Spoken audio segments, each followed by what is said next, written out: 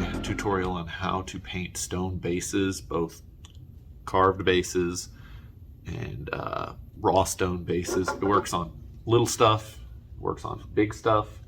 Like it's a really good technique, and I hope you like the video. I like to start with Rust-Oleum 2X flat black primer. Works great. You just have to make sure if you're buying the cans that it says primer on the front, because the 2X brand can be pretty deceiving. I also suggest getting some magnetic bases. It makes life a lot easier. Easy to transport, easy to paint. 10 out of 10 would magnetize again.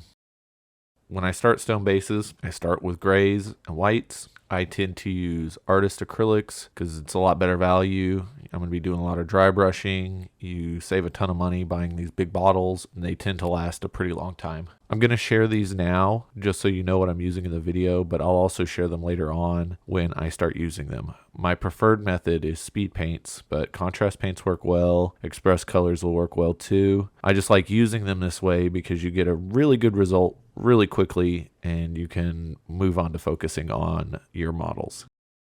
For the dry brushing, I use a makeup brush, and right here I had just opened those paints. This is my first time ever using them. I just dipped right from the seal. It works fine. I didn't want to waste any paint, and you just dry brush. You don't have to worry about streaks. If you have any issues with streaking, what I tend to do, and you'll see me do it in the video, is I go back and I kind of stipple, just kind of tap, and it'll get rid of the streaks. But also remember, we're making stone, so a little streakiness after adding the speed paints to it will just look natural. It'll look like water. It'll look like just kind of dirt or grime has built up on the stone. So it doesn't have to be perfect. It just has to be good enough. Just make sure you have shadows and you're building up your layers.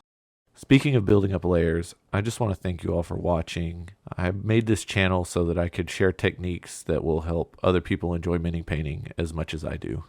The next step is use the lighter gray to build up your layers. You don't want to overdo it, then you'll have no contrast. So I suggest just kind of starting from the edges, hit the tops of the little rocks, and just work from there. And like I said before, don't worry about streaking too much. After you apply the speed paint, it looks pretty cool. At this point, I realized I needed a little more contrast if the bases were going to pop. So I got out a chisel tip dry brush and was pretty aggressive with the white, hitting the edges, kind of adding some streaks. Using this dry brushing technique helps build a lot of texture. And what you want with stone is texture. So, the stippling, the streaky dry brushing, the chisel tip dry brush, hitting the edges, all of it is going to combine to make a really good looking base with very little effort. Here they are again, the speed paints I'm going to be using. Gravelord Gray is the main color for the stone, with Runic Gray as a supplement. Camo Cloak is used mostly for staining, and the Sand Golem is for the dirt. I start with a loaded brush of Gravelord Gray. I recommend a synthetic brush because this stuff will destroy sable hair brushes. And just get a good coverage across everything that's supposed to be stone. Make sure you get a lot of it into the recesses and the cracks. And now I'm going to show you my favorite little secret. I get a paper towel and I dab it off of the areas that I don't want that much coverage. And what it gives you is this very cool weathered stone look. And I can't emphasize enough how cool this looks. And it's just so easy. I mean, you're basically just removing paint where you don't want it. And the final step is just adding a bit of color. Like you can use the green to add stains to the stone itself. You can lighten it up a little with the Runic Gray, and that's about it. This is the final result. I went back and I painted the metal with a metallic, and I dry brushed a burnt orange on the little metal pieces, painted the bullet casings with a bronze, and that's pretty much it.